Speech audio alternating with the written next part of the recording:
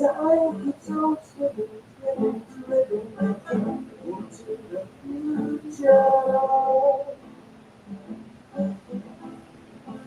Time keeps on slipping, slipping, slipping into the future. I want to fly like an osprey to the sea. Fly like an osprey, let my spirit carry me. I want to fly like an osprey till I'm free. Lord, to the revolution, we babies don't have to share the children. No shoes on the feet, how the people that live in the streets. Oh, that revolution. Good morning, everybody. This is Research Roadshow, and today we're presenting an addendum, an appendix to yesterday's Protecting the Nest. We had a couple of technical difficulties as we did the week before, so here I'm experimenting with a couple of new hardware changes, and we'll see if things can go better. But along the way, while I'm testing out the new technical setup, I want to underline the importance of protecting the nest and why we put in so much of our time and effort into producing it. And we're going to get into, we're going to cover some of the companies such as BlackRock and Lockheed and explain why we think protecting the nest will eventually impact the bottom line of those large companies. Okay, so let's get into the first video from yesterday. We started to talk about BlackRock, but I could not play the audio for two of the videos. So let's start there. Let's share screen. And again, I encourage everybody after today's episode, and we'll do this again tomorrow afternoon, to send me your comments, because positive feedback and negative feedback is always good.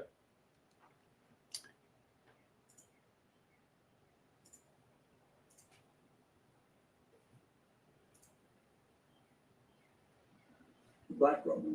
Founded in only 1988, in less than 30 years, this American financial firm would grow to become the company that owns the world, managing assets worth $6.3 trillion. These are assets that belong to their clients, many of the pension funds of ordinary people, teachers, police officers, nurses, and many more.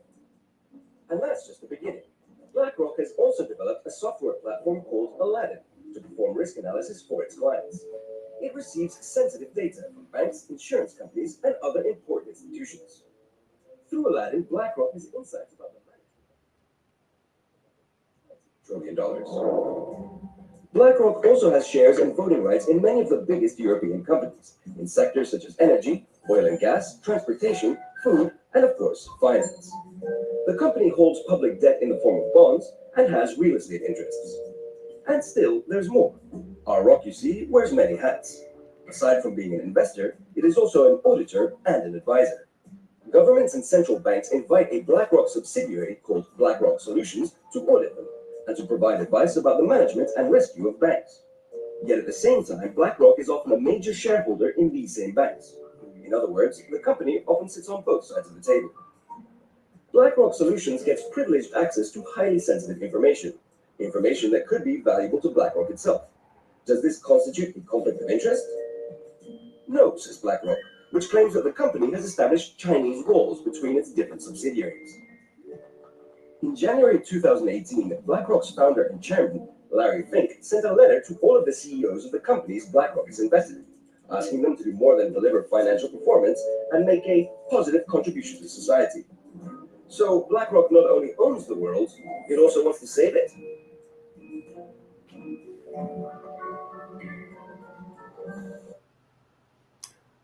Okay.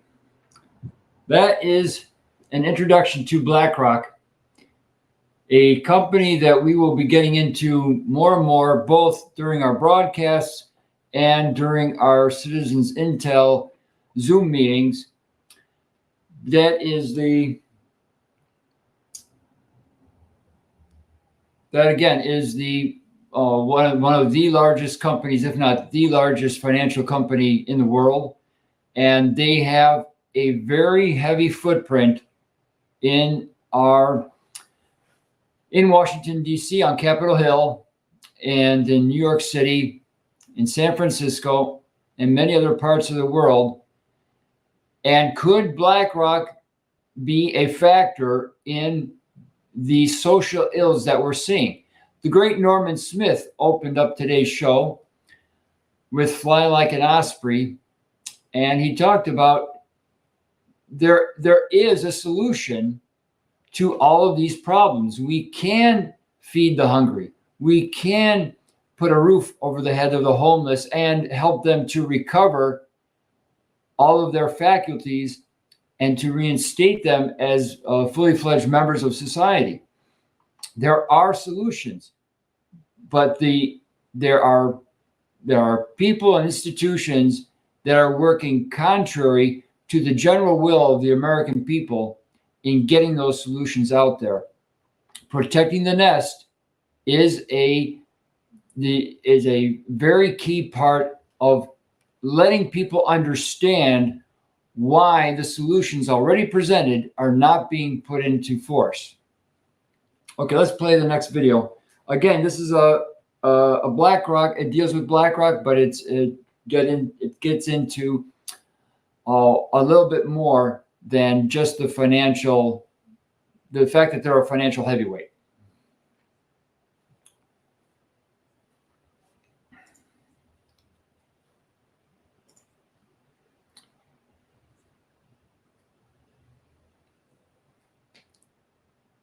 Again, negative feedback is good because negative feedback helps us to grow. For example, I went and bought new batteries for the mouse and for the keyboard, because we were getting jumpy reception between the devices and the host computer. So negative feedback is good. All feedback is good, both on the content of the show and on the technical glitches.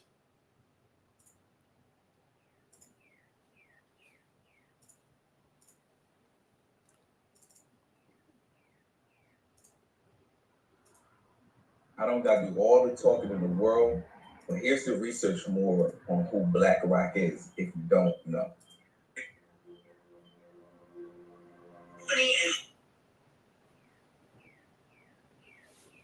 I don't got to do all the talking in the world, but here's the research more on who BlackRock is if you don't know. Company and Larry Fink hold such power. Why is it that you have not heard of them more? There's power in anonymity. If BlackRock is barely featured in print publications and news channels, it is because they want it to be so. If they wanted, they could feature every day. BlackRock currently owns 18% of Fox, 16% of CBS, and 13% of Comcast, which in turn owns NBC, MSNBC, and Sky. If any of those companies wanted to make a decision, they would have to also consult with BlackRock before doing so. The same is true for Google, a tech giant currently worth $853 billion. Amazon, Facebook, and Twitter are also not exempt, and neither is Disney. Thanks to their incredibly diverse investment portfolio in media alone, BlackRock essentially owns 90% of the world. That's 90% of media. Matter of fact, let me know if you ever seen this video right here. The sharing of biased and false news has become all too common on social media. The sharing of biased and False news has become all too common on social media.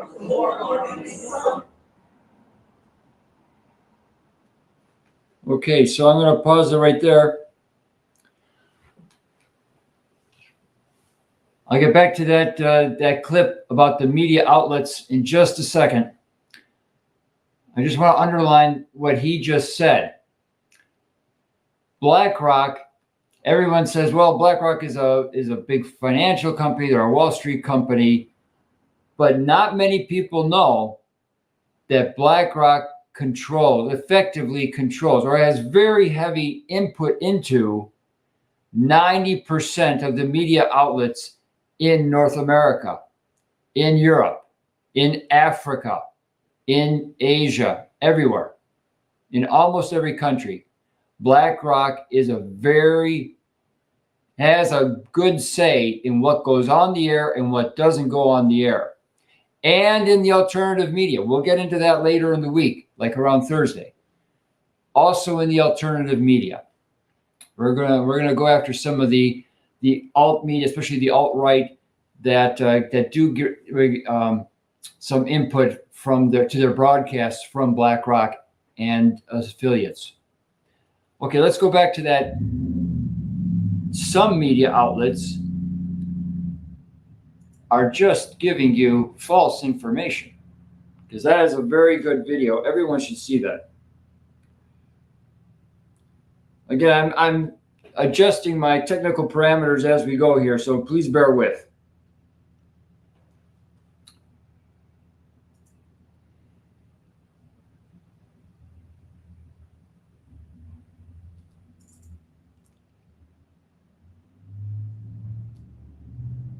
The biased and false news.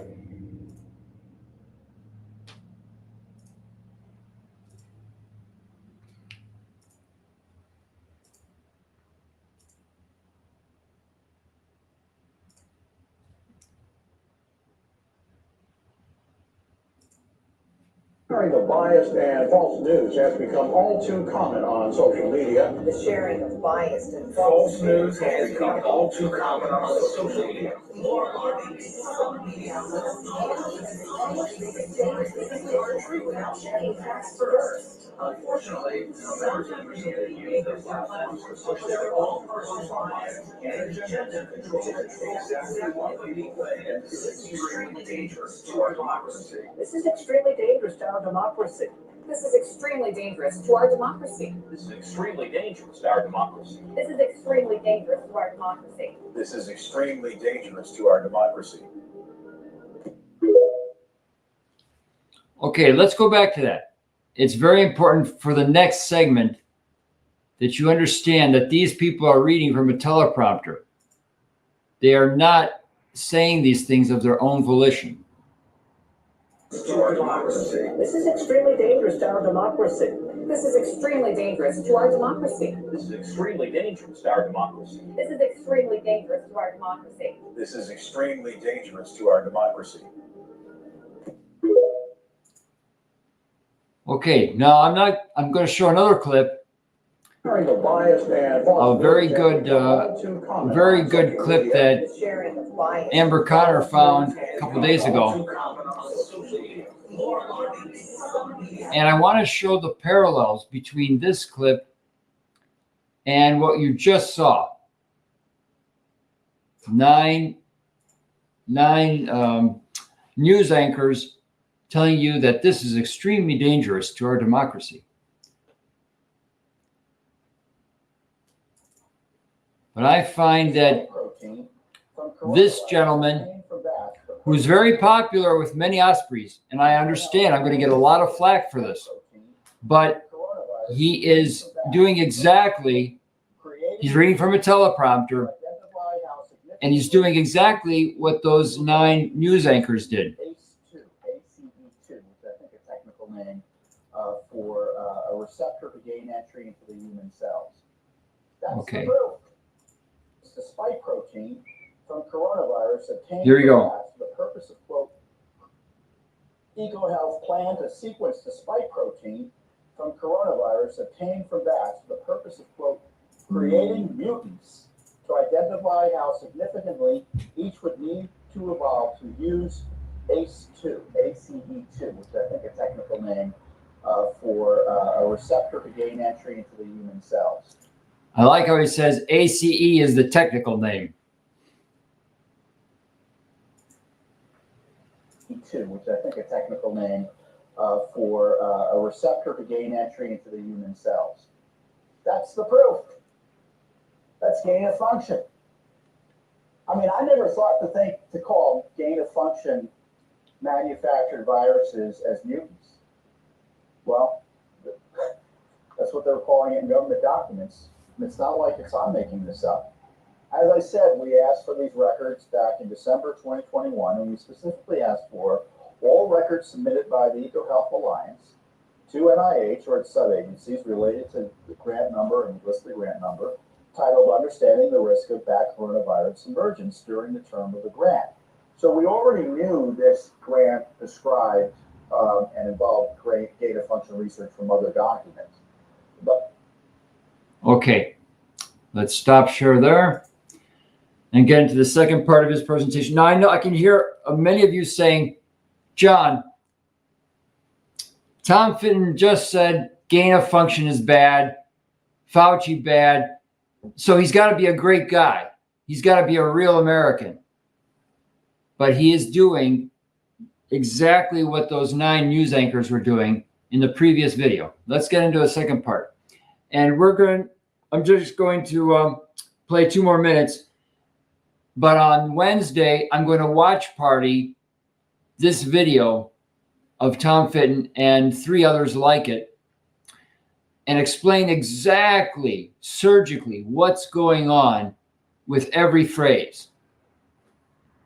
Because Tom didn't write this. It was written for him. He's just presenting it.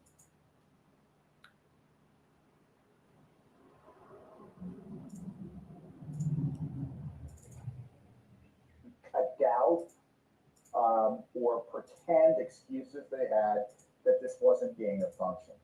I think our friend Dr. Robert Malone, who many of you know as someone who's been blowing the whistle on the misconduct by Fauci and company and doubt or pretend excuses they had that this wasn't gain of function. I think our friend Dr. Robert Malone, who many of you know as someone who's been blowing the whistle on the misconduct by Fauci and company and the mRNA vaccines, as someone who helped create the mRNA technology, he's one of the world's experts on it. He said after looking at these documents, the worst atrocity in the history of the world has been confirmed. And it was all thanks to these documents that we uncovered through this Judicial Watch FOIA. In the initial application for federal assistance submitted on June 5th, 2013, so this goes back 10 years, by EcoHealth Alliance, the section is titled Specific Aims. Now, just to be clear, EcoHealth Alliance was the vehicle, the pass-through organization for funding of the Wuhan Institute and other Chinese institutions involved in this gain of function and other types of dangerous research. There's a section in the application called Specific Aims, which notes the intention to create mutant bat viruses and, quote, predict the capacity of, as I said, the coronaviruses to infect people. To understand the risk, and this is a quote, of zoonotic COVID, coronavirus, COV is the language they use, coronavirus emergence, we propose to examine, 1, the transmission dynamics of bat coronaviruses across the human-wildlife interface, and 2, how this process is affected by coronavirus evolutionary potential and how it might force coronavirus evolution. We will assess the nature and frequency of contact among animals and people in 2 critical human-animal interfaces, live animal markets in China. Isn't that interesting? And people who are highly exposed to bats in rural China. So is that why they were so quick to blame the wet market? They kind of already knew this was potentially an issue in terms of transmission, so they had a go-to excuse, right? That's how I read this. And this is the key part of this document. There's a lot of interesting material here, and I encourage you to read all of these documents. Specific Aim 3, and this is the paragraph title, discusses testing predictions of coronavirus interspecies transmission. This is the big paragraph. We will test our models of host range, i.e. emergence potential, experimentally using reverse genetics, pseudovirus and receptor binding assays, and virus infection experiments in cell culture and humanized mice. With bat coronaviruses that we've isolated or sequenced and using live virus or pseudovirus infection In cells of different origin or expressing different receptor molecules, we will assess potential for each isolated virus and those with receptor binding site sequences to spill over. We will do this by sequencing the spike or other receptor binding fusion protein genes from all of our bat coronaviruses, creating mutants to identify how significantly each would need to evolve to use ACE2, CD26, DPP4, which is also a MERS coronavirus receptor, or other potential coronavirus receptors. So they're also messing with MERS, which is a pretty dangerous disease as well. So this is gain of function, and they talk about it as mutants. Devastating. In the continuing discussion of the aims of the research, the report states, and this is the section heading, in vitro cell lines in humanized mouse model. We have developed primary cell lines and transformed cell lines from 9 bat species using kidney, spleen, heart, brain, and intestine. We've used these for virus isolation, infection assays, and receptor molecule gene cloning.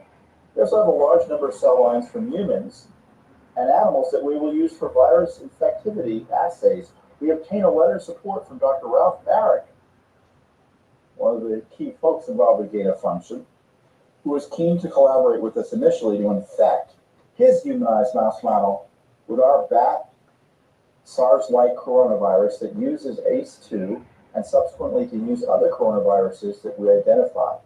The results will provide information whether bat coronaviruses could use known bat and human ACE or other known COVID or coronavirus receptors to enter cells and allow us to determine critical receptor binding sites, viral host range, and to better predict the capacity of our coronaviruses to infect people.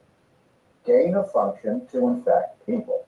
They're trying to figure out how their mutant viruses Okay, he doesn't know it, but with this video, Tom Fitton unwittingly outs Judicial Watch as a Carnegie Rockefeller creation. And I'll get into that specifically more later in the week with this and 3 other videos that he did. All the arguing with Larry Klayman after Tom Fitton shortly came on board, that was all advanced hair pulling. Larry Klayman and Tom Fitton are actually on the same team, and it's not the Osprey team. All right, let's get into 2 of the YouTube shorts that Amber and Carol brought up. Remember this company?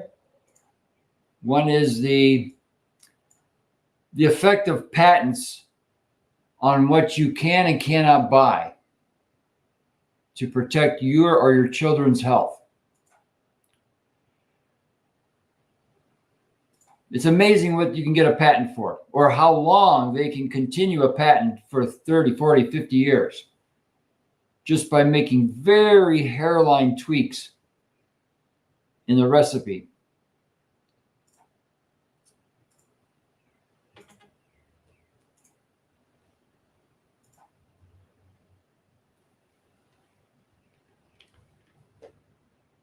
Remember this company? So while the world's been suffering with heart disease, neuropathy, and diabetes for the last 30 years, you might not believe what's been happening. Sure, we've all seen the Rexall pharmacy. Many of us have been in there with our parents and our grandparents. The little local hometown pharmacy. Rexall came up with a protocol, and then people were no longer suffering from neuropathy, diabetes, and heart disease, and so on. But it never really gained traction because Big Pharma had different plans, and metformin came out. And in 1986, Rexall became this company, and there's a patent for this protocol now. Big Pharma can't make any money off this protocol, so no one talks about it. I found out about it, and it changed my life because I was suffering with all of those things. Heart disease, my dad died of that. Neuropathy, oh, I had that to the point I couldn't even fall asleep. It hurt to walk, it hurt to move, it hurt to stretch. It was agonizing at times, and at other times it was a constant aching, numbness, weird feeling that I couldn't get away from. And the fear that would never leave my head was, am I going to get diabetes to the point that I'm going to have to lose my feet? Because this is crazy. So they've had a patent since 1986. They have their own in-house scientists, third-party certifications and partnerships, like you see here, clinical studies at hospitals and universities like Cleveland Clinic, Columbia University, UNLV, Brigham Young, and more. Okay. Did you catch the part where he said Cleveland Clinic? All right. So that brings up the important point about the drugstores. I remember when I was a little kid in the area around Cleveland, Ohio, there were at least 20 different drugstores within walking distance of my house. Each one, I guess, was more or less independent. Today, I think we only have two. We have CVS and Walgreens.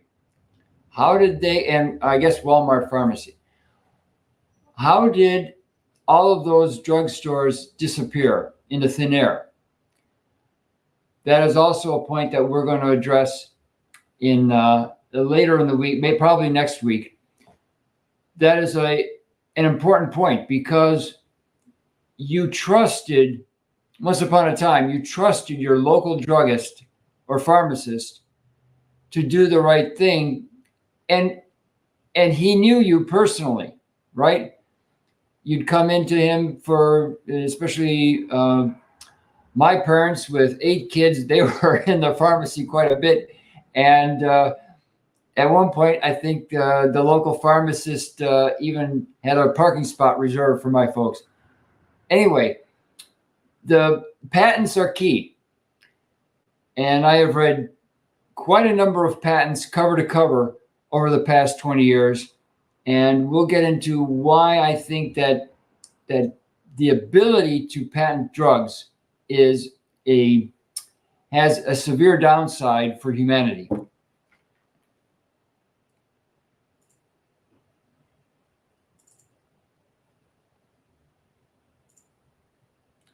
All right, let's shift gears a little bit and talk about what's going on in Africa.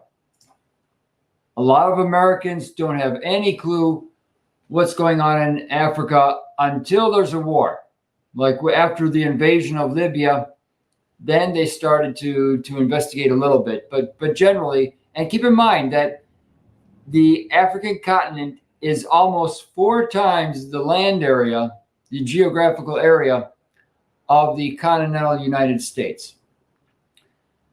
That is a huge territory, a lot of different peoples, cultures.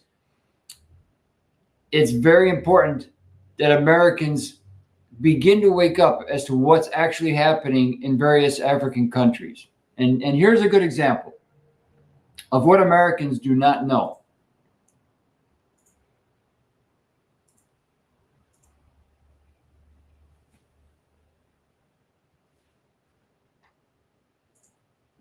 What's happening there is more than meets the eye, and it's time for the world to discuss the actual truth of what is going on there.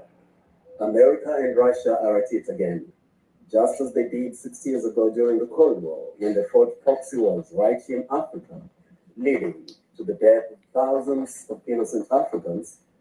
They are at it again in Sudan, fighting a proxy war. Let me explain. 2 factions of the Sudanese military are fighting each other. One of them is led by Lieutenant General Mohammed Hamdan, head of the paramilitary group.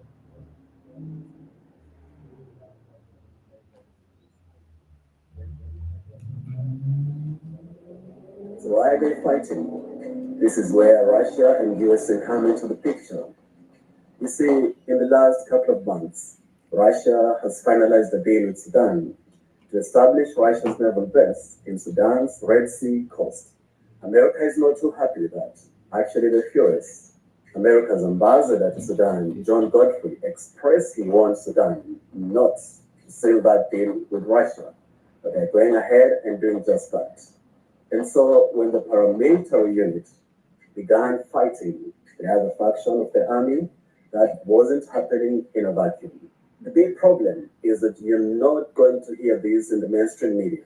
Neither are you going to hear a lot of African governments voicing this. which is very unfortunate because Africa must learn to speak its truth and stand on this truth because truth will set you free. So it is left on people to speak this truth and tell America and Russia to get off Africa, to get their hands off Africa. All right. That's very true. In each African country, the people have to stand up. They have to speak their truth. They have to make their voice heard. And there must be a channel for that voice to reach across the ocean and hit the ears of the American people. Channels like Research Roadshow and Neighborhood News have to be those conduits. We have to let people understand that even on the alternative media, they're not getting the straight story on what's going on in various parts of Europe. And that inability to understand is why Americans use their 401ks and other investment tools to fund the pillaging of these African countries of their natural resources through a variety of companies, including BlackRock. All right, I'll play two more and then we'll call it a day, and we'll do another Protecting the Nest Appendix tomorrow night around 9 p.m.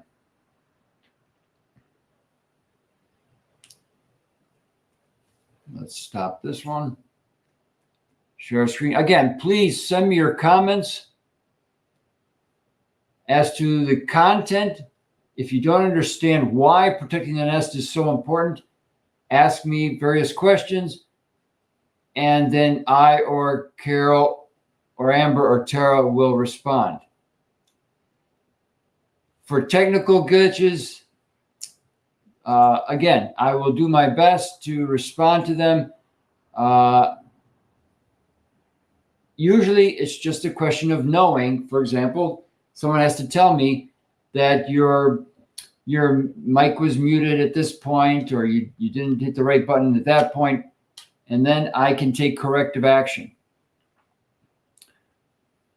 I'm a feedback engineer. Feedback control systems is my specialty.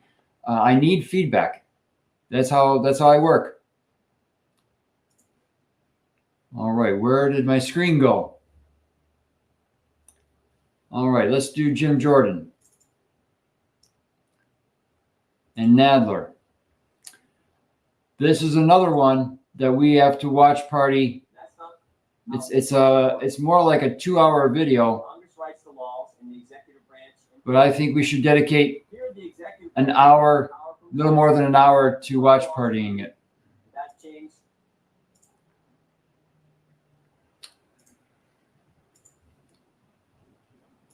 Share screen.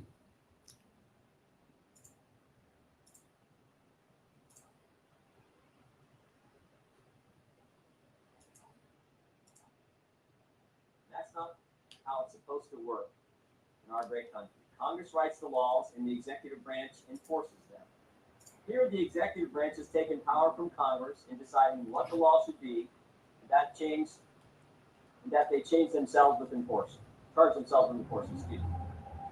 Director Delbach, in essence, become a one-man Congress.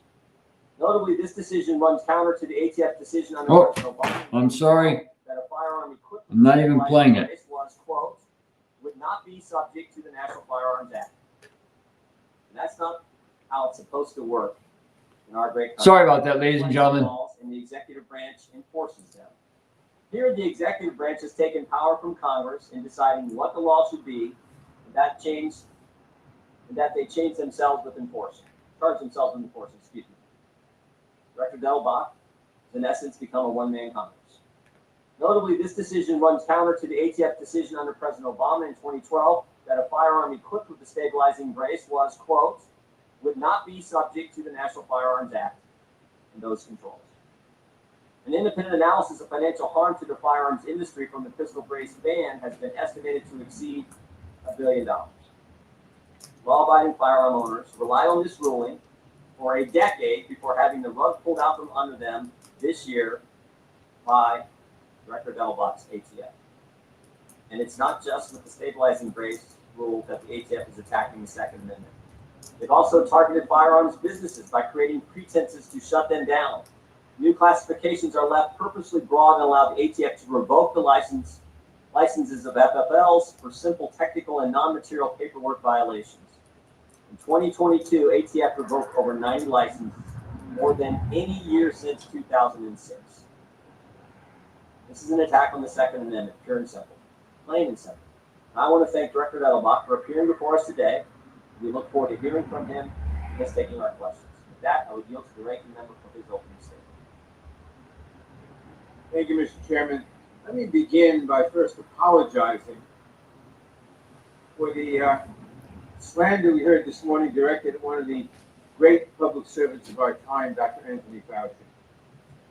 Mr. Chairman, violence continues to take the lives of more than 100 Americans every single day. It changes how safe we feel in our homes, in our schools, and in our houses of worship. It reduces vibrant cities to somber headlines. It takes our loved ones, old and young, and leaves us with another anniversary of lives cut short and a community forever traumatized. We've already lost more than 13,000 Americans to gun deaths so far this year, including 80 young children, 469 teens, and 18 law enforcement officers. We are the only nation in the industrialized world that tolerates such gruesome statistics. It is against this sobering background that Republicans called this hearing to criticize the Bureau of Alcohol, Tobacco, Firearms, and Explosives, a law enforcement agency tasked with keeping guns out of the wrong hands. At least Republicans are transparent about their goal: pressure, intimidate, and hamstring the agency so that it can no longer effectively do its job and protect Americans from violent crime. Some Republicans have even introduced a bill to abolish the ATF altogether. That's right. They seek to eliminate the law enforcement agency responsible for protecting communities from gun violence, stopping gun trafficking, and ensuring lawful and responsible gun ownership. Local law enforcement depends on the ATF to provide resources that help them solve crimes and prevent gun violence. In the recent President's message in Police Chief Magazine, International Association of Chiefs of Police President John Wilkins encourages fellow police chiefs to, quote, take advantage of the no-cost systems offered by the ATF to help investigate and ultimately remove dangerous weapons from our communities, close quote. He noted that, quote, ATF is the only gun tracing platform in the United States that can be used by local, state, federal, and global law enforcement agencies to investigate criminal gun activity, close quote. ATF also runs the National Integrated Ballistic Information Network, which provides local, state, tribal, and federal law enforcement at no cost with ballistic imaging, a critical tool that can help solve crime and prevent further gun violence. ATF also carries out its mission by lending its expertise, such as by classifying weapons, advising prosecutors, and promulgating regulations, and by collaborating with various law enforcement agencies. As Chief Wilkins explains, collaboration can improve overall violence reduction strategies while allowing each piece of the system to focus on what they do best. Clearly, the President of the International Association of Chiefs of Police sees the great value that ATF provides. And some Republicans seek to abolish this agency to end the work that it does to make Americans safer. Other Republicans merely seek to starve the agency of funding, place additional restrictions on the use of its data to help solve crimes and keep communities safe, or to dismantle its regulations. In fact, just last week, this committee voted to prevent the ATF from regulating stabilizing braces, a device used in multiple mass shootings, including most recently in Nashville, to convert a pistol into a more dangerous short-barreled rifle. We just heard the chairman excoriate the ATF by saying he adopted this rule on gun braces without congressional action, without the Senate, the House, and the President signing it. That's the function of any executive agency entrusted by Congress with making rules. How can it be that the majority says it stands with law enforcement Yet it seeks to abolish the only law enforcement agency with the capability of tracing crime guns. I should say. How can the majority say that they support state and local police while attempting to hamstring and starve the All right. There, I saw a display. What I see there during that presentation by Nadler is the system, the environment there on Capitol Hill is becoming very European. The way that they're structuring the arguments, and this is probably something that we need a short course on for the 1900 Osprey or 1900 subscribers, is a separate course, short course on logic, on all the fallacies, on the 20 or so different fallacies that they use to piece together an argument against, in this case, gun control, against the ownership of guns, except by law enforcement professionals and Blackwater and Blackwater rejects. That short course on logic is, I think, would be a good investment, because we cannot argue, we cannot encourage our friends and neighbors to join us against BlackRock and the Dark Hand unless we're able to deconstruct their arguments, to find the holes in the logical holes in their argument, in line of argumentation. And that requires knowing all 20 different types of fallacies. Okay, one more video, then I'm going to call it a day. Thanks again for tuning in. This is ResearchRoadshow.com, and we are doing our best to expose the men and women behind the curtain.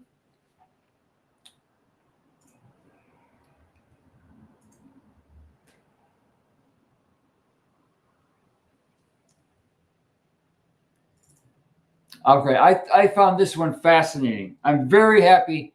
I forget if it was Amber or Tara that found it, but this is just amazing.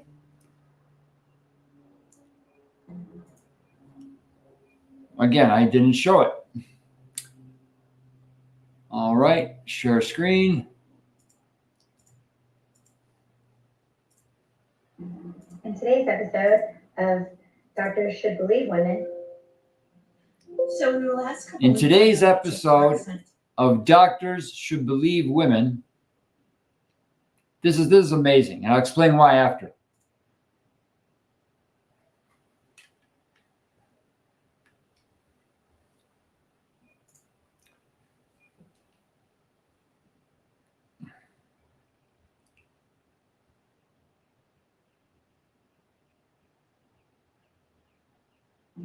In today's episode of Doctors Should Believe Women.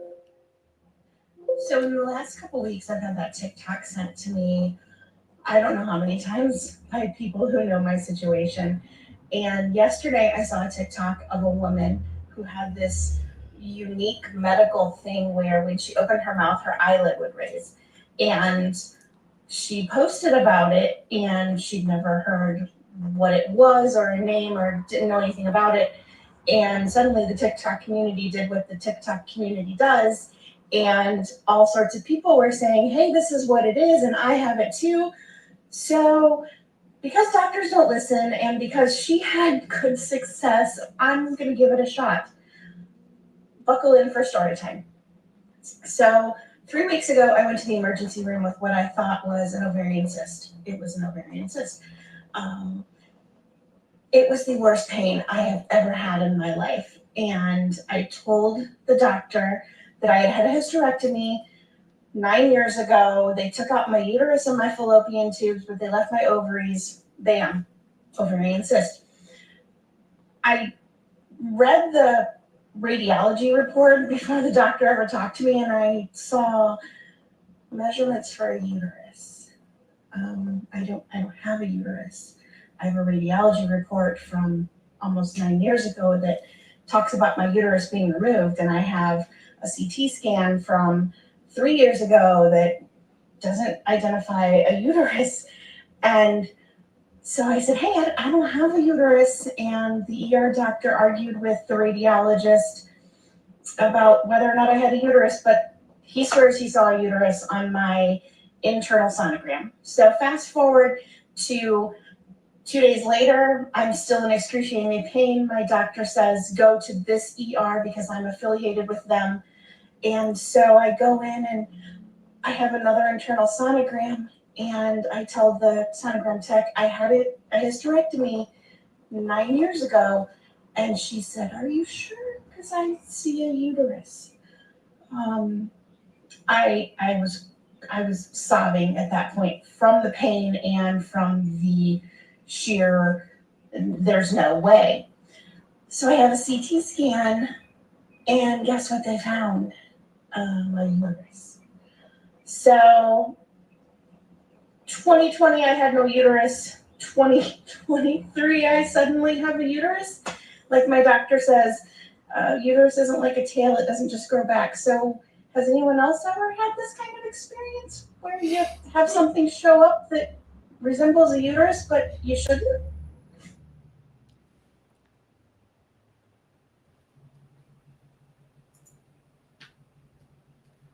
That is amazing.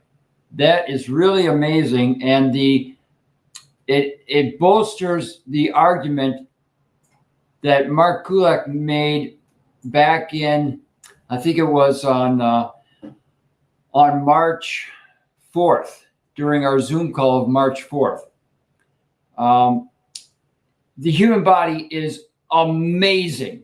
It is the ability of the human body to adapt to the environment, to overcome disease. A few months ago, I had Tyrone is my witness. My ring finger got infected. It was as big as a softball, and I was in extreme pain, but I was terrified of going to the hospital. And after a while, after about a week, it started going down, and it eventually got back to normal. And I was amazed at how the body is capable of handling just about anything. In this case, her uterus grows back. That is a testament to the brilliant design of DNA. Not only that DNA can reproduce itself over and over and over. In fact, 90% of the cells in my body have the same DNA that I had when I was a zygote. That is, after trillions and trillions and trillions of cell separation, cell division, that is amazing. But it gets even deeper than that. I have to go now for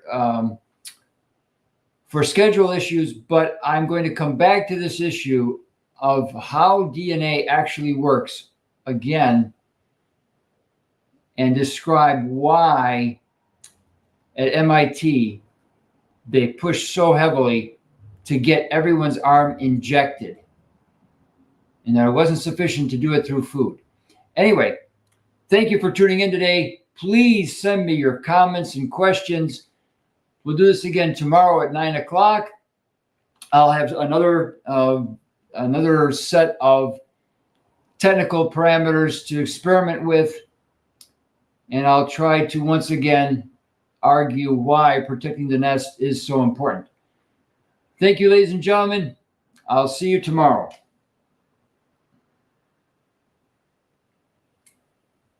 And tomorrow I'll send the link out early so that you can tweet it out. Thanks again.